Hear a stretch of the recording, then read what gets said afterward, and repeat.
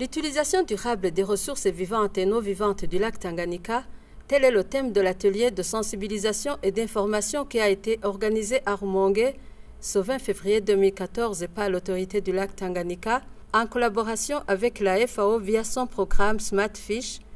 et la Fédération des pêcheurs et des fournisseurs de poissons du Burundi. Étaient présents à cet atelier les communautés des pêcheurs du lac Tanganyika, les commerçants et les fournisseurs d'intrants, tous des communes riveraines du lac Tanganyika. Tous les messages du jour étaient articulés sur le rôle primordial que joue le lac Tanganyika pour le Burundi, les pêcheurs et tous les pays riverains du lac Tanganyika. Dans son discours, le représentant de Smart Fish a indiqué l'importance du lac Tanganyika.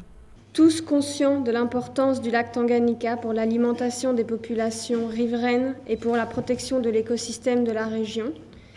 notre projet tient à soutenir la noble tâche de l'ALT pour la mise en œuvre des programmes visant au développement des mesures d'adaptation dans les communautés de pêche autour du lac Tanganyika, en vue de maintenir les niveaux actuels de la production en poissons, en vue d'appuyer les communautés dans leur vie quotidienne et en vue d'assurer la sécurité alimentaire des communautés. Les participants ont eu l'occasion de suivre plusieurs présentations en rapport avec les dangers de l'utilisation des engins illégaux de pêche, la cogestion des ressources, l'hygiène au débarquement du poisson et des plages et les activités alternatives générant de revenus pour les communautés de pêcheurs. L'autorité du lac Tanganyika attend une bonne organisation des communautés de pêcheurs au Burundi. C'est un atelier normalement qui prépare d'autres activités intenses qui vont poursuivre, que ce soit l'organisation, une bonne organisation pour harmoniser l'organisation, les comités dans les 4 pays. Parce que comme vous le savez, il y a des comités mais qui ne sont pas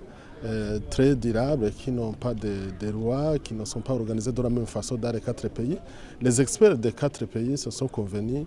et l'organisation, l'organigramme qui pourra nous aider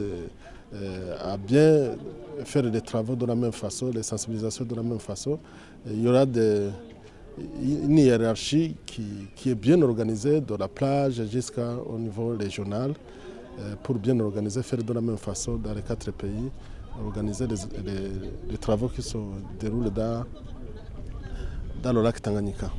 Notons que cet atelier a vu la participation de toutes les communes riveraines du lac Tanganyika, à savoir Rumongue, Nyanza-Lac, Bugarama, Muhuta, Kabezi, Kanyosha, Ngagara et Mutimbuzi.